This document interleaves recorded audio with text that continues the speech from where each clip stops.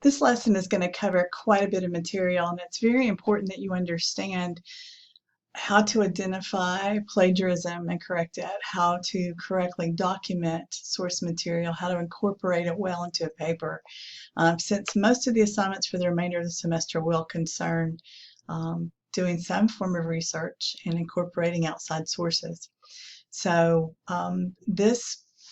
we weren't going to have a live lecture about this, but I decided that probably it would be better for me to handle it in this way so that you can have a YouTube video easily available throughout the semester for you to reference if you need it. So we're going to begin by discussing the concept of plagiarism, and I realize that all of you are familiar with it.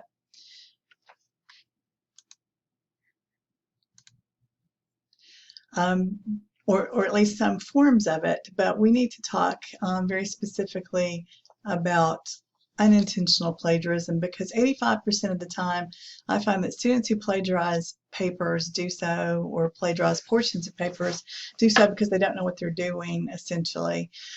So the definition of plagiarism, it actually comes from the Latin word plagiarius, which means kidnapper. And here's the interesting thing about plagiarism. A lot of students misunderstand and think that as long as they write something in their own words, they don't have to give credit to the original source. That's not true. That's still a form of plagiarism. So it's not just when you directly quote or if you copy and paste. It's also anytime, if you didn't know the information until you read it, you've got to give credit to your source. And that credit's called documentation, which we'll go over in just a second. Okay. So notice that it's presenting ideas or words exactly as they are written, and or even sentence structures. That's still considered plagiarism. And quite frankly, I was not aware of this until I began to teach at the college level, that this was a form of plagiarism. When I was at college, we didn't have, this was sort of just I'm going to date myself here, but this was the era of just when word processing was taking off.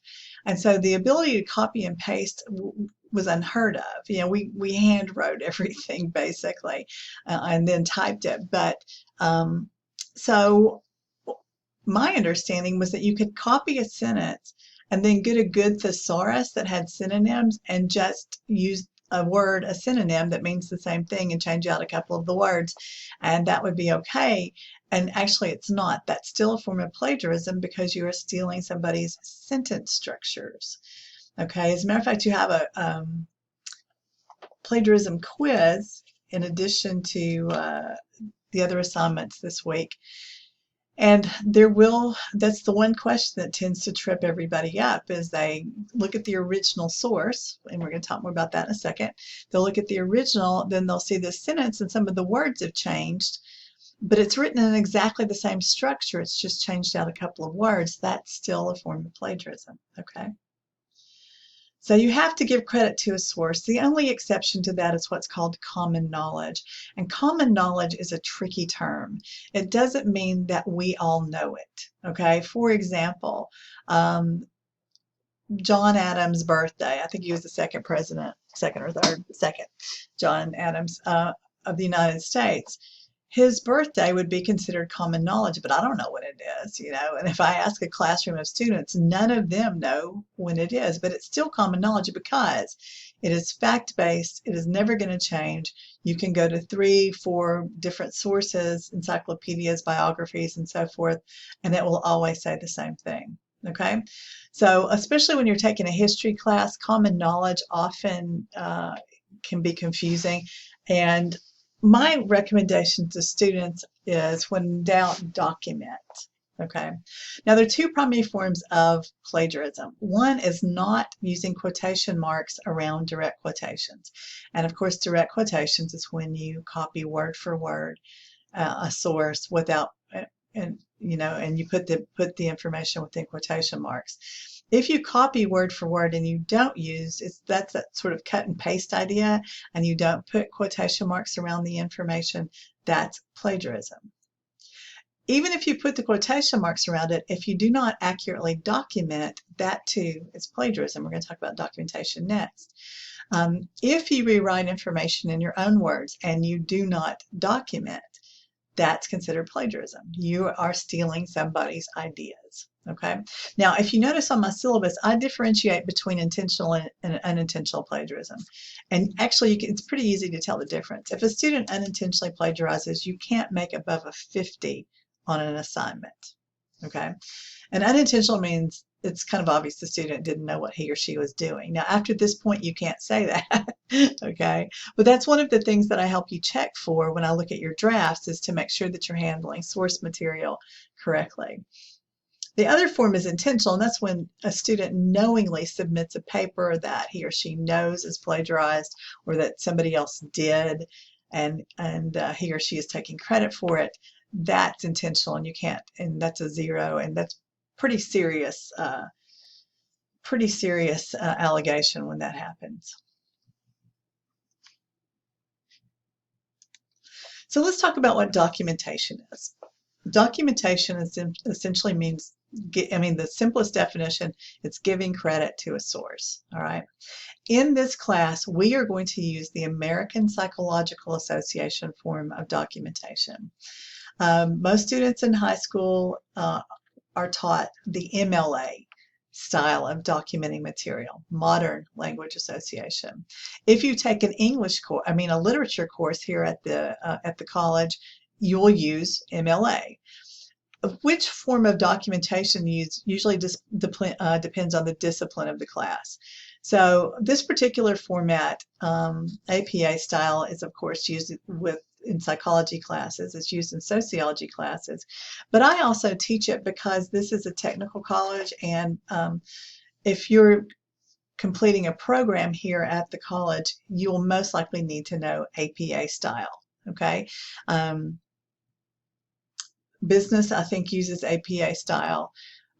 Education uses APA style. Nursing and the medical programs, should you need to do research for those classes, uses APA style. And they actually request that our English department teach this particular formatting. Now, we're not talking about page format. That's a different thing entirely. You'll notice the page format we've been using throughout the semester with your name and the header in the upper left-hand corner. That's actually more of an MLA style page formatting.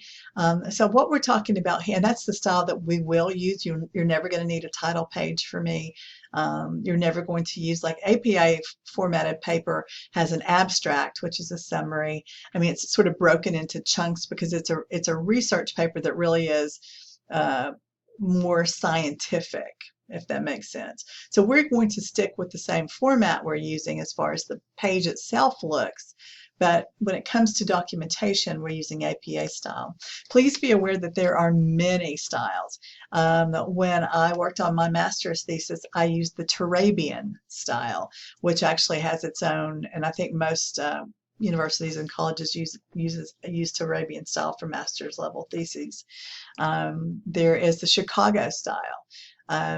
So please be aware that there are a variety, and which form of, some things I will share in common, other things I will not. So please be aware that the particular documentation style will depend on the discipline of the course. All right.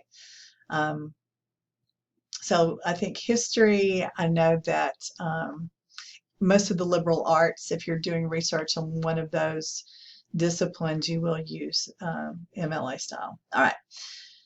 When we refer to documentation, for our purposes, we're talking about two things. We're talking about a bibliographic entry at the very end of the paper that gives the reader, that's formatted a specific way and gives the reader enough information so he or she can go and find that source for him or herself. And then we're talking about how you give credit in the paper itself. I normally recommend, and I'm going to illustrate this at the end of this presentation, I normally recommend that students build the bibliography first.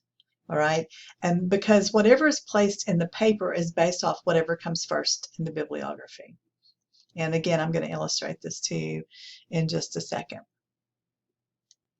In week 7's folder, I have given you a reading assignment that really is mainly just a reference to APA style formatting in your textbook. I've also given you a reading assignment to look over from Purdue OWL. This is Purdue University. They have what's considered one of the premier writing labs in the country. And so they have developed this wonderful online resource that colleges and universities take advantage of. It's a free online resource. And so I've sent you to some specific pages that kind of contain overviews about the APA style formatting and give you then some of the actual formats. So I'm about to show you a couple of common formats. This is the one that you will need for this week's assignment and next week's assignment. How do you format an article that you intend to use in a paper and that's found on the internet? Okay, so I'm going to review with you specifically this particular structure, but please be aware that there are all types of formats, and I will send to you a color-coded. I can't actually upload it to Blackboard because it doesn't meet the accessibility requirements because it's color-coded, but the English department sort of come up with a shorthand for APA documentation style, and it uses color for those of us who sort of like to use color to help us organize information. It's kind of handy. So, but it only contains just the most common formats that students tend to use in research papers for our classes. Please be aware that there are many more. There's a format for how to handle an email. There's formats for how to handle videos. So we're just covering kind of the basics right now. So I will email that out to you at some point, and you may or may not find it useful. It's not required reading, but it's just a sort of a handy little guide. All right, so let's just say you're reading this article on the internet, and you decide that you want to work it into your paper. This is the correct bibliographic entry, all right, when you're formatting an APA style. Author's last name first, comma, and then first initial. This is if you're familiar with MLA, this is the first way that APA documentation differs from MLA. You do not spell out the author's first or middle names, all right? You just use initials and a period. The second way that APA documentation differs, if you're familiar with MLA, is that the date of publication comes second, all right? APA style, because most of the writing and the behavioral sciences, such as psychology, emphasize research and how recent the research is, that's the reason the date that something is published is moved to second place. It's always placed within parentheses. Now, if there is no date given, and as you know, frequently on a website, it's hard to find the date. It's usually either found someplace at the bottom if it's not mentioned in the article itself, like, the date that it's published. But if you can't find a date, what you do, you still have to have the parentheses, but what you type is N period D period, which shows that you, the writer, know there's supposed to be a date here. There's just not one provided on this website. And that's also what you include in the in-text citation, which is what we'll talk about in a second. All right, then here's the title of the particular website or the page on the website. What's in a Dream? Now, the next thing to notice is that with APA documentation, in a way that it differs from MLA, is you don't capitalize all the main words in a title. All right, you just capitalize the first word. You also capitalize any proper nouns, like here, Georgia Northwestern would be considered proper noun. So you capitalize that, and you capital the first word after a colon. All right. You also don't put quotation marks around the titles of web pages. All right. You don't put quotation marks around the titles of articles. That too is different, okay, from standard capitalization if you were taught MLA. All right. So the title of that particular page comes second. Notice that never, ever, ever, ever, ever, anywhere in this main part do you put the website. Okay. Then you have what's called retrieval information. If in MLA formatting for online sources, you just put the word web, or I think it may have changed to online. With APA formatting, and by the way, we're using version 6. It has been updated, but your textbook hasn't been updated yet to 7. So so we are going to stick with 6 because that's the, and I'm just saying this because when you get on the Purdue OWL site, you will notice that it offers us 7 and 6. But to be consistent with what's in your textbook, we're sticking with 6 for right now until your textbook's updated. All right, so next you have what's called retrieval information. Anything you find online, you have to provide the retrieval information unless has a database number. And in a couple of weeks, we'll start talking about finding information in the GNTC library using the GNTC databases. And in that case, you may have a database number, so you don't need retrieval information. Okay, but more on that when we get to it. So retrieved, then the date you visited the site, from, and then the web address. Okay, so this too is it's sort of differs from what you may already be familiar with. Now notice this uses what's called hanging indentation. Hanging indentation, and that means that the first line sticks out, and you want every line of an entry after the first line to be indented. So let me show you actually a little handy way to do that. I'm in Microsoft Word, and I have already sort of set up a paper that I want to use for later when I show you how to do the assignment this week. Now in APA formatting, we title the bibliography references. All right, notice that you don't need to underline it. Notice you don't need to do anything. It doesn't need to be larger than the regular font. It's just the word references. You may be familiar with MLA. MLA uses the term works cited. These are the works that I mentioned in my paper. APA documentation uses the word references. These are the works I referred to in my paper. All right, and then after that, of course, now I've got this on center, so I'm going to take that off and left justify. This is, of course, where you do it. But to set up a hanging indentation where the system will automatically, when you incorporate bibliographic information, it will automatically format it for you. Here under paragraph, you'll notice that there's this little box right here in the right-hand corner.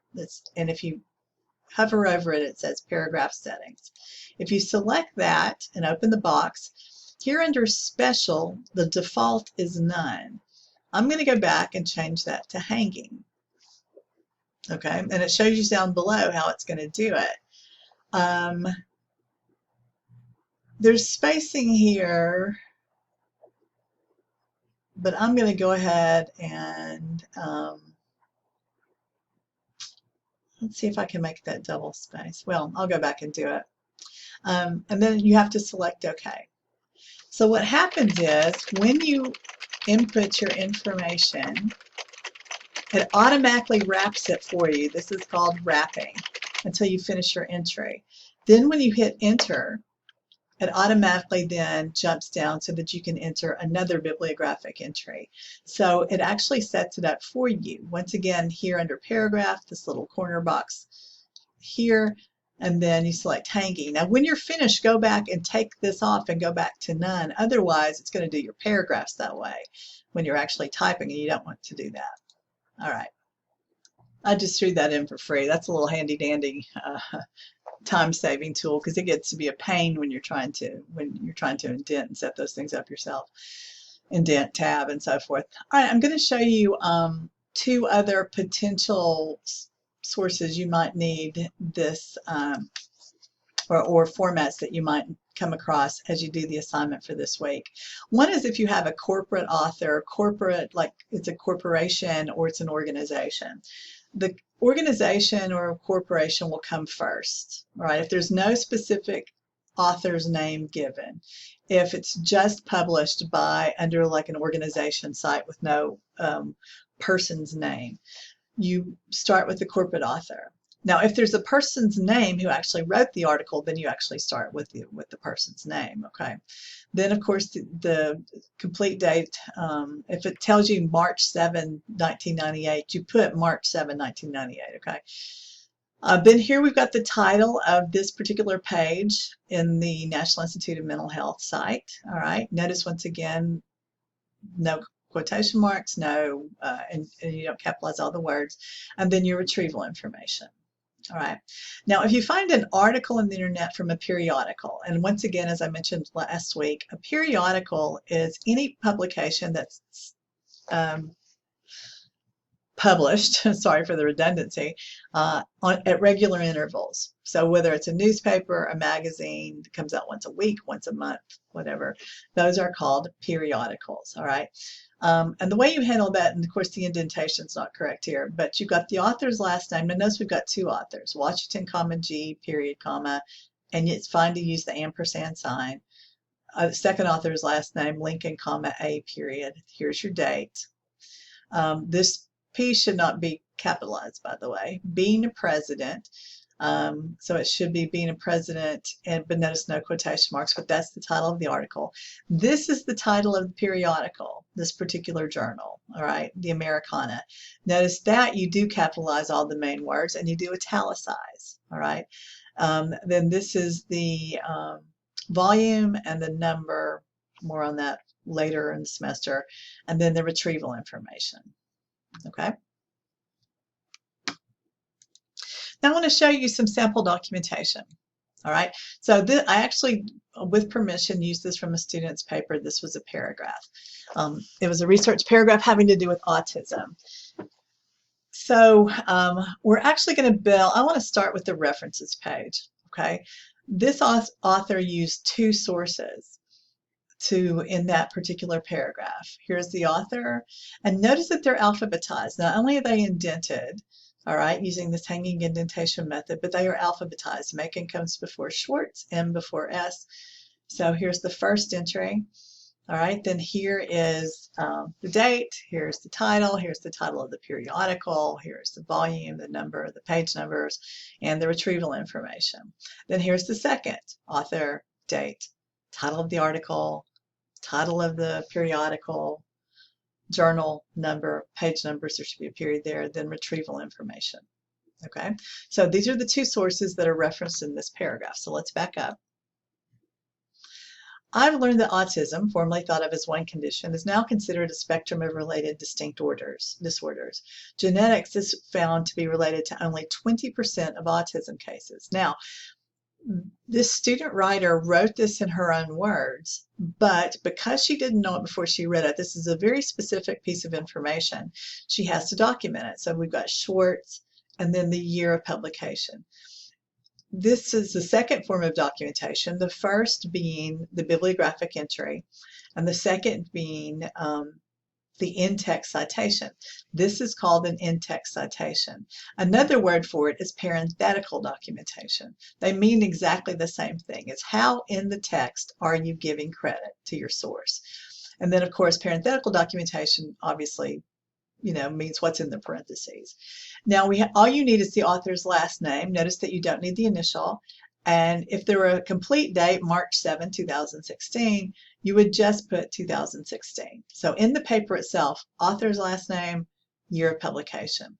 And if it's a print source, all right, if you actually held the source in your hand, you actually held the magazine, you held the newspaper, you held the book, whatever, then you would put the page number. If it's an online source, you don't need page numbers, okay? So this is enough information to, if you've set your bibliography up correctly, your references page, this is enough information to send the reader to the references page, scan through the sources and find this one, and then that's where he or she, whoever's doing the reading, could actually go and find the complete article, all right? All right, in his article, now this is called a signal phrase. This is important because you need to work with the signal phrase this week. In his article, what really causes autism? That means a signal to the reader as part of the text, where the name of the source. So in his article, What Causes Autism, Simon Macon, now you'll remember when we looked at that references page a minute ago, this was the second source, all right? Because the guy's name is mentioned here in the text, you don't have to repeat it in the parenthetical documentation. You don't have to put Macon again, okay? Because you already mentioned it. Explains, and then this is a direct quotation. This is copied word for word. but you still have to have the date. Now remember, if there's no date provided, you put N period D period, okay, to indicate no date. According to multiple sources, genetics cannot be determined as the main cause of autism. However, more than 4 times as many boys are diagnosed than girls. Again, this author, student writer, is paraphrasing, writing in her own words. And I'm going to talk to you about this that's the next thing we're going to cover. And then Macon 2015, because there is no signal phrase here. So you have to distinguish which information comes from which source, and where you put the in-text citations just determines, it's based on whether or not you use a signal phrase or you save it till the end. I've also found that people with autism have many symptoms. Amy Schwartz, now here's a signal phrase, then here's followed with the year, states in her article, one big mystery, many autisms, and then here's this paragraph ends with a direct quotation with quotation marks around it. All right. So again, if we look at our references page, what you put in the paper itself is the author's first name, oops, went too far, the author's last name, and then you leave off the month and the year, the month and the day, but you do put the year. So author's last name, if there's more than one author, you put all authors, all right, not just the first one. So and that's the case if there's 1, 2, or 3 authors.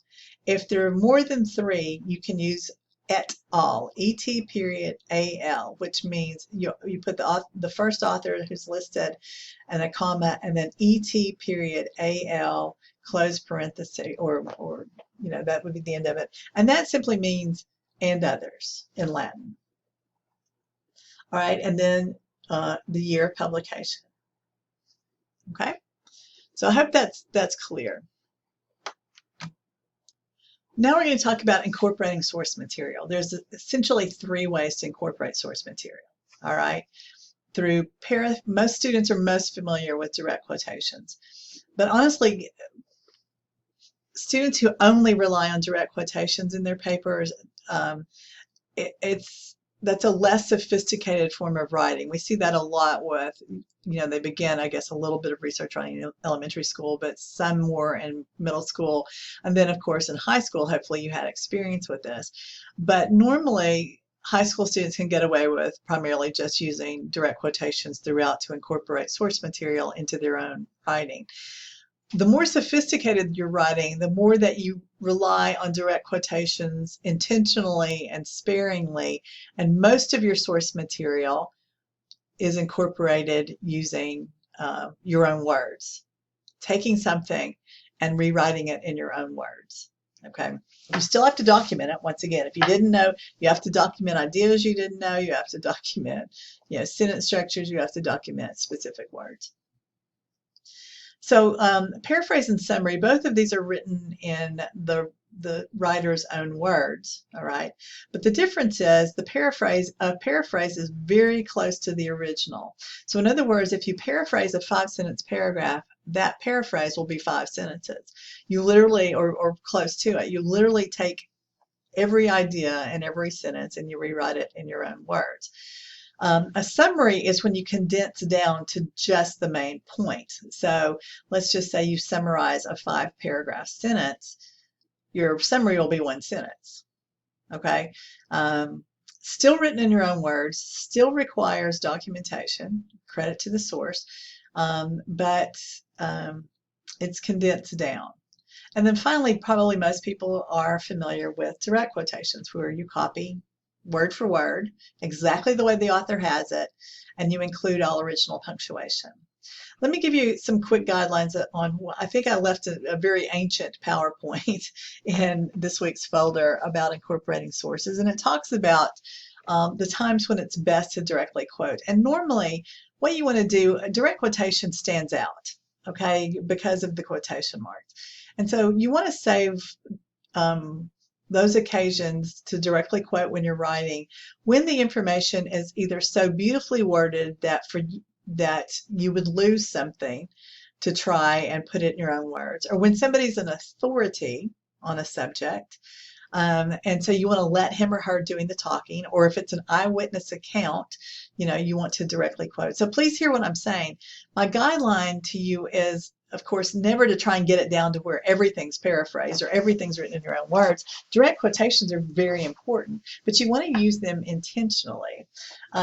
Some of the drafts I've seen in the past for the large research paper, which is the last thing you'll do for me, the last big assignment, students will like just copy whole chunks. And so their papers are mainly just chunks of other people talking, and the only thing the student actually writes serves almost like transition between those big chunks. That's sort of a novice, a beginner's way of approaching research writing. What you want to do is paraphrase when you can and summarize when you can, but directly quote to really get the reader's attention, to emphasize something, or if really you can't, put the idea in your own words. All right.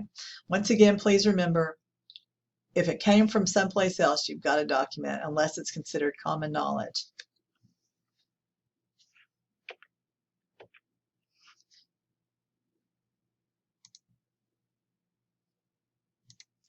All right, always set up a direct quotation with a signal phrase, and we talked about what that is. In other words, don't just drop in a quote out of nowhere.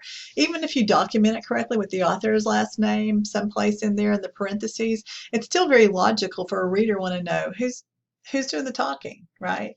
So this is a signal phrase. John Lawrence, 2006. Okay, there's your documentation.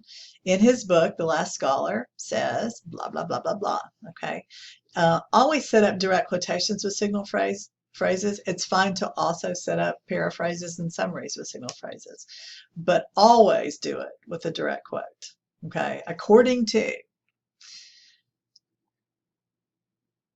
All right, always document a direct quote, summary, or paraphrase of an online source by including in parentheses the author's name if one is provided. Now, by the way, if there's no author provided, you don't use N period D or N period A period, like no author, okay, like we do with N period D. Instead, what you do is you use the title of the web page or the article. That actually shifts and comes first in your bibliographic entry. And I'm going to show you that when I show you how to do the sample assignment. And then the year of publication if one is provided. So again, always use the author's name in the parentheses if you've got one, the last name. If there is no author, then what comes first in your bibliographic entry on the references page, and therefore what is placed in your in-text citation, is the title of the article. All right, that will shift to be first, and then the date, and then the rest of the information. All right, so I'm going to show you a sample of how to go about paraphrasing and summarizing. Here's the original, and I put it in quotation marks because I've quoted it exactly the way that I found it in this essay. Now, this is not true APA documentation. I just wanted to give you enough information here to see. This is the title of the essay. It's called "What is Happiness?" This is the author's name, John Ciardi, and then this is year of publication. If I were actually doing a correct APA in-text citation, I would just have Ciardi 2010 in the parentheses. All right, so I hope I'm not confusing you here. I just wanted you to see because I'm not providing a full bibliographic entry on this. All right. Happiness is never more than partial. There are no pure states of mankind. Whatever else happiness may be, it is neither in having nor in being, but in becoming. What the Founding Fathers declared for us as an inherent right, we should do well to remember, was not happiness, but the pursuit of happiness. What they might have underlined, could they have foreseen the happiness market, is the cardinal fact that happiness is in the pursuit itself, and the meaningful pursuit of what is life-engaging and life-revealing, which is to say, in the idea of becoming. A nation is not measured by what it possesses or wants to possess, but by what it wants to become. Okay, so there's the original ideas. All right, so let me show you what I did with this. I hope. All right, here's my paraphrase. Notice that it's as long as the original, but I've taken some of these very complex ideas. And by the way, paraphrasing and summarizing is hard, because you have to be true to the original intent of the author. In a true paraphrase, you don't put your you don't put your opinion, or according to this excellent essay by John Ciardi, a true paraphrase simply objectively works with the information the way the author and truly represents the author's intent. All right. So according to John Ciardi, so there's my little signal phrase in 2010 in his essay, What is Happiness? It is not possible to be completely happy. All right. So if we look back at the original, happiness is never more than partial. Well, I rewrote that to say is not, it is not possible to be completely happy. Humanity is not capable of attaining pure anything. And that's the second idea. There's no pure states of mankind. So that's how I interpreted that. True happiness does not lie in owning something or in being something, but in the journey of becoming something. So that's how I interpreted this sentence. That's my paraphrase of this sentence. Okay. Then we get into the whole founding fathers idea. When this country was established, the founding fathers established, and I should have used a different word there, our right to pursue happiness, not have it. So the emphasis on the word pursue. If they could have seen the consumer-driven definition that we currently ascribe to happiness. Now, this is what Ciardi was talking about when he said the happiness market, because part of what he's talking about is how we've become a consumer-driven society, and we think it'll make us happy, but instead we just have to buy more and more and more stuff. All right, they would remind us that true happiness comes from striving to attain goals that are, now because I could not think of a better way to say this phrase, life engaging and life revealing, I thought that was a very effective phrase, and so because I copied it word for word, and the guideline, by the way, is 5 or more words in the same order as the original, you need to put in quotation marks, okay? So I did, life engaging and life revealing. I thought that was a very cool expression, and so I included it in my paraphrase. A country should be judged by what it strives to be rather than what it strives to own. All right, and then there's the page number because that actually was this essay came from a textbook. And so that's how I paraphrased this last idea. All right, so that's a paraphrase, pretty close to the original written in my words. Finally, the summary. It took me 2 sentences to kind of summarize. This was a lengthier paragraph. John Ciardi in his essay, What is Happiness?, stresses that what truly makes us happy and should define us as a country is not materialism, but our willingness to take on worthy pursuits. We will be our happiest as we attempt to achieve life-affirming goals. So notice that what I did here was pull out the gist, and the gist means the main idea that the paragraph is trying to impart. It took me 2 sentences to actually do justice to it, but this is a summary. Okay. Your assignment for this week is to now sort of put this into practice. So what I want you to do, and if you look at the assignment, I'm going to clarify it now because I realize giving a lot of instructions in a short space is challenging. What I'm asking you to do is to go online using a popular search engine. So we're not working yet with database material. Go online and find 2 articles or 2 websites that address a particular social issue. Now, if you're not sure what a social issue is, or you're not sure what you want to do, simply Google or do a search using the term social issues or social issues in America. I'll show you that in a second. And then just choose something, okay? And then what I want you to do is I want you to find 2 reliable websites or articles. So remember from last week, reliable means you're the one doing the evaluation. You determine whether or not the information is accurate, credible, objective, current, and if it's sort of deep enough to deal with. Okay. And then the remainder of the assignment is that I want you to create a bibliographic entry for each of the 2 websites or articles, all right, using the format that I showed you earlier, and I'm going to demonstrate how to do that in a second. And then I want you to find from each of those articles something to directly quote and then I want you to and document it, and then I want you to paraphrase that quotation. Rewrite that in your own words. Still document it, okay? A reminder, finally, that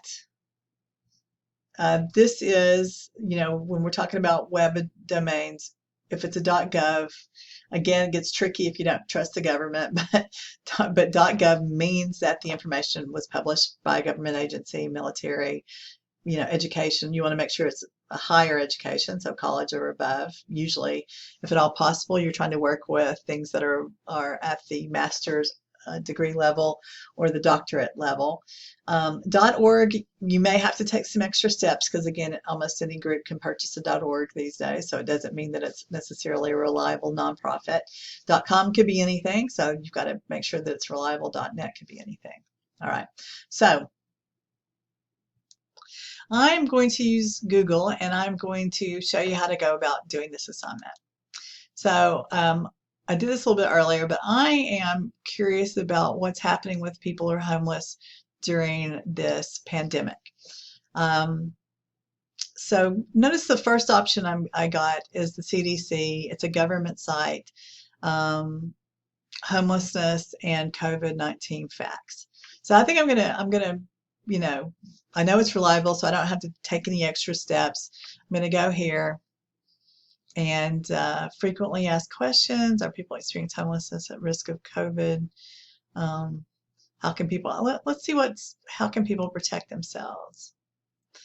Many of the recommendations to prevent COVID-19 may be difficult for a person experiencing homelessness to do, although it may not be possible to avoid certain crowded locations such as shelters, people who are homeless. All right, so I'm going to work with this information.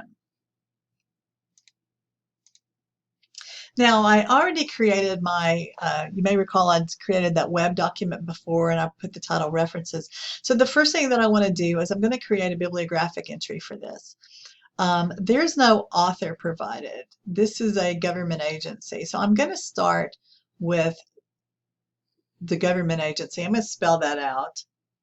Okay. So since I'm going to switch back and forth here. So indent, and I'm going to go back to the left. I do want to change to a hanging indentation. Okay, and I'm going to start with centers. Let's see. Centers for Disease Control and Prevention. The second thing you may recall that I need, that's my corporate author or organizational author. The second thing I need is the date, because these websites are updated all of the time. So how can I find out how recent this information is? Well, I'm going to scroll to the bottom here. Here we go. Last updated September 16th, 2020. All right. So that's where I put state. And you can abbreviate here if you want to. 16, 2020, period. All right, now the next thing is, because there's so much information on the CDC site, I've got to be specific, all right? So I want the title of this page, Homelessness and COVID-19 Facts, all right? So that's what I'm going to put on my paper.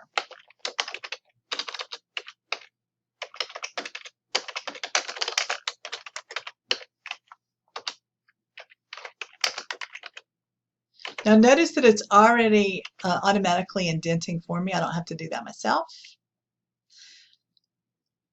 Okay, and then I'm also going to put a colon, because this is a specific portion. Frequently asked questions. Now, I want you to notice a couple of things about my capitalization. I capitalized the first word. You do capitalize COVID. Actually, I should have capitalized all of COVID because it's a proper noun. It's the title of a specific disease. I capitalize facts because it's an abbreviation. It's essentially it's a frequently asked questions. It's a acronym. So you do capitalize all the words, the main words there.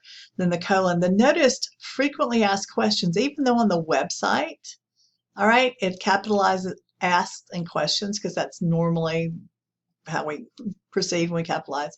And APA formatting, because this is the title page, we don't. Now I've already identified the particular corporate author, so I don't have to repeat that again. Then I'm going to put my retrieval information. Retrieved, and then today's date. And the reason that you put today's date from, and then the web address. So all I have to do is come up here and copy and paste it. Control C, hold down the Control tab and C, or you can right click on it, from, and then Control V or paste, and it will upload it for you.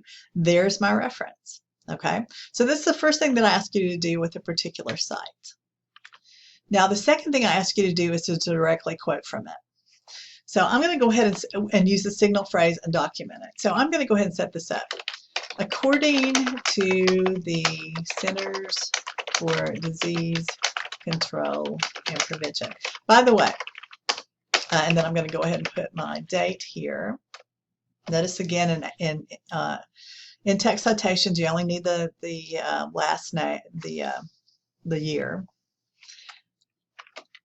By the way, you can use acronyms, like the most common acronym. I mean, we're most familiar with this organization by calling it the CDC, right?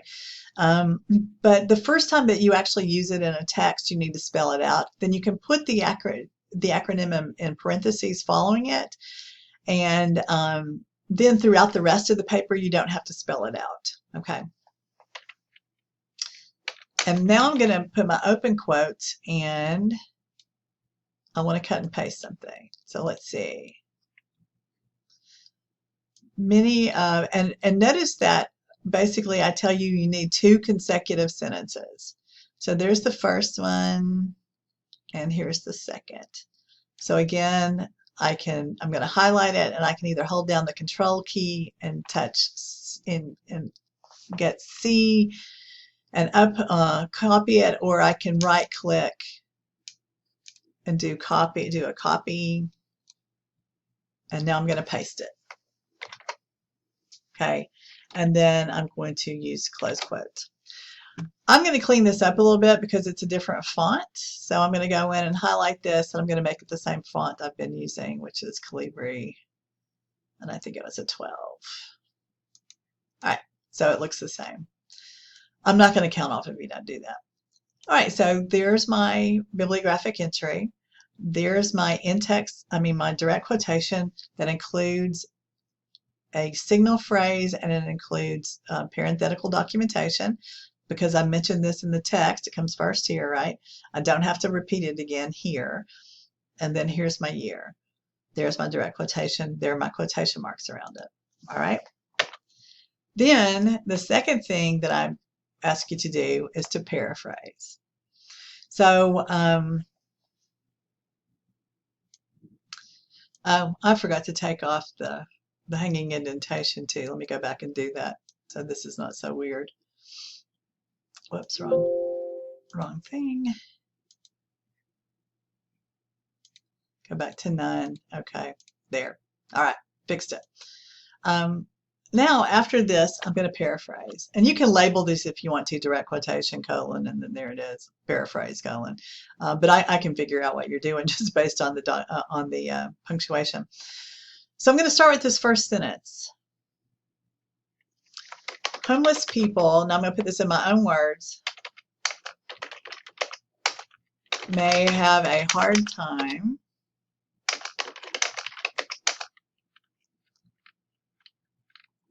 following CDC guidelines or Center for Disease Control.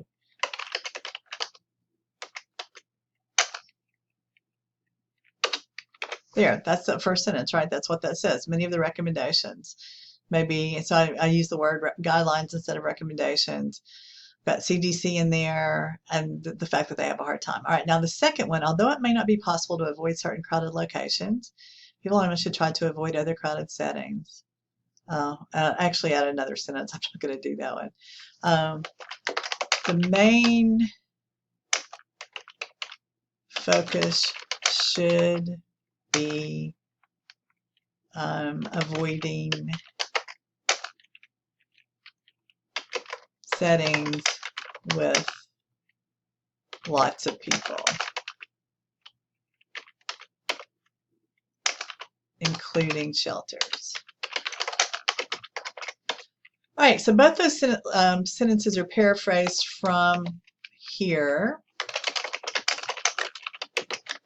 I didn't mention